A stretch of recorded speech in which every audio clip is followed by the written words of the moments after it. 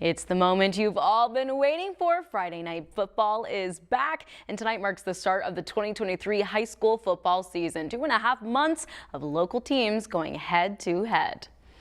And tonight we're bringing you team coverage of the first matchups of the season. Local 5 Sports' Jake Brend is standing by at Valley Stadium in West Des Moines with a preview of our very first game of the week. But first, let's over to Waukee, where Local 5 Sports Director Reina Garcia has a special guest with her to talk about more about tonight's matchup. Reina?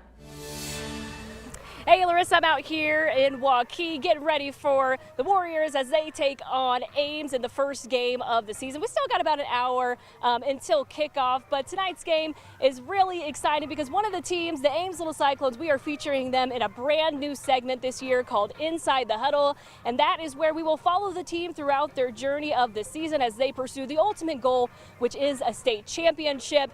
Now, last year, the Little Cyclones made history, making it to the playoffs for the first time in several years. It's one of their best seasons in program history, and this year they are trying to do that and go even further. They did lose some key players, but they are returning some talent on that roster. And head coach Brian Sauser, he is actually doing a walkthrough with his players. That's why he is not here right now, but he will join me later on in the show to talk a little bit about this year's expectations and how they're looking to ride the wave of all of the success that Ames Athletics has had over this past year. So make sure you stick around for that. You don't want to miss it.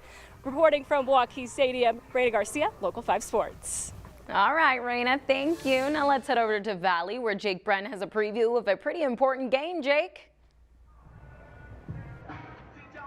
It's been 280 days since the last high school football game, and that was when Valley and Southeast Polk played in the Unidome. But right here, we're at Valley Stadium. That day in November, it was a high of 22. Right now, it feels like 98. Whether it's 0 degrees or 100, I don't care. We're watching football, and I'm glad that we're here for a rematch. In the last 5A football game played, Abu Sama went crazy. 372 yards and 6 touchdowns against Valley to help Southeast Polk win the school's second championship in a row. But Abu is off to Iowa State, and the Rams also lost the highest rated recruit in the history of the state, Caden Proctor. So the trophy is in the case, but it's a new team and a fresh start. New team, new year, new day, new practice, new challenges, new surprises, and things like that. So we haven't spent a whole lot of time talking about what's happened.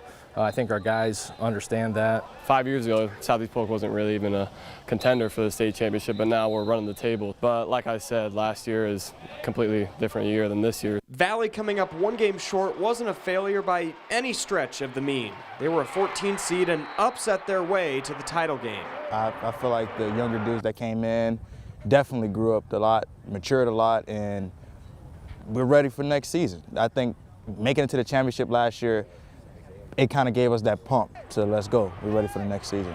The amount of momentum we have from last year is insane. We're just so hyped for this football team this season and just having a fun time, trying to repeat what we did last year and actually try to bring back the championship. It doesn't get much better than this, a rematch of the state championship game to open the season. They're extremely talented. One of the perennial powers in 5A. So, whatever happened last year, obviously, it's a new team for them too. So they're always well prepared, well coached. We're going on the road, playing in a great environment. Our kids, fully embrace that and understand the challenge that's ahead of them. Well, they didn't do us any favors when they rematched us with maybe the best team in the state. So right out of the gate, we're gonna find out. It certainly wouldn't be as sweet as a championship, but Valley would love nothing more than to open the season and avenge that loss, and Southeast Polk is ready for that. It feels great to know that we're the top dogs and everybody's going to be coming for us and we're ready. We're just under an hour away from kickoff. I can't wait. It's going to be a great game. And Reina Garcia is also at a great game. We're going to send it out to her in Waukee. Hey, Jake. Well, as promised, I am here with head coach of the Ames Little Cyclones, Brian Sauser. Coach, thank you so much for joining me. We talked a little bit about at the beginning of the season how this year was going to look a little bit different from you guys. I mean, you lost a couple of key guys who happened to be one was one of the top passing leaders in the state, the other one of the top receivers in the state. How have you guys had to adapt your offense without those guys?